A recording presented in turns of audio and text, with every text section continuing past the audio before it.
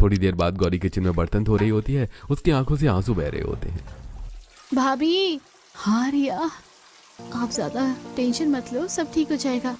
मैं क्या करूँ दीदी, मेरे साथ सब लोग इतना बुरा व्यवहार कर रहे हैं, सुबह से 1 मिनट भी बैठने नहीं दिया। भाभी मैं सच बताऊं, अगर मेरे हाथ में कुछ होता ना तो मैं जरूर करती, पर माँ के सामने कुछ बोल नहीं पाती। तुम कम से कम मेरा दर्द समझती हो, बस यही काफी है।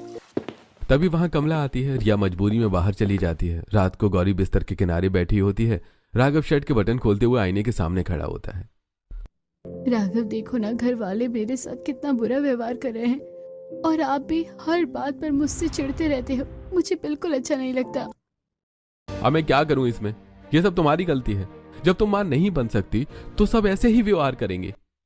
ये कोई श्राप थोड़ी है। डॉक्टर ने कहा 1% चांस है, हम इलाज करवा सकते हैं या बच्चा अडॉप्ट भी कर सकते हैं।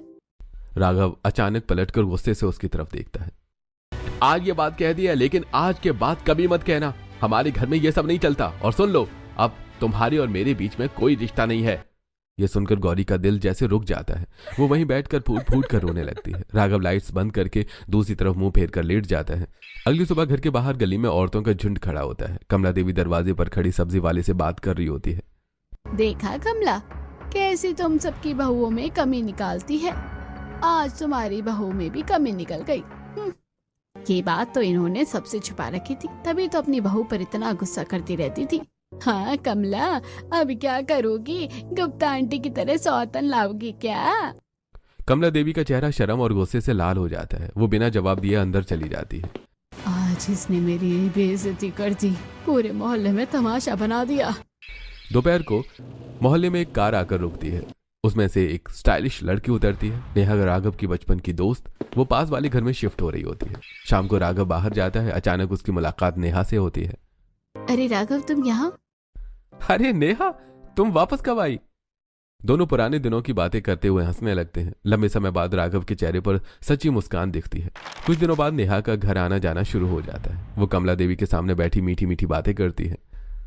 आंटी, आपको कुछ चाहिए तो बताइए, मैं यही हूँ। जब से नेहा आई है, राघव पहले से ज्यादा खुश रहने लगा है। पहले वो उदास और चिड़चिड़ा रहता था, लेकिन अब घर में हल्की मुस्कान लौट आई है। जब गौरी ज्यादा देर बैठती है, उसके साथ राघव परेशान ही दिखता है। अरे गौरी, तुम हर बात में इतना क्यों पड़ती हो? मुझे डर लगता है कहीं मम्मी जी गुप्ता आंटी की तरह मेरी भी सौतन न ले आए। अब होनी को कोई नहीं बदल सकता। गौरी के साथ राघव कभी गुस्सा कभी उलझन में नजर आता है। रात के समय कमला देवी अपने कमरे में अकेली बैठी सोच रही होती है।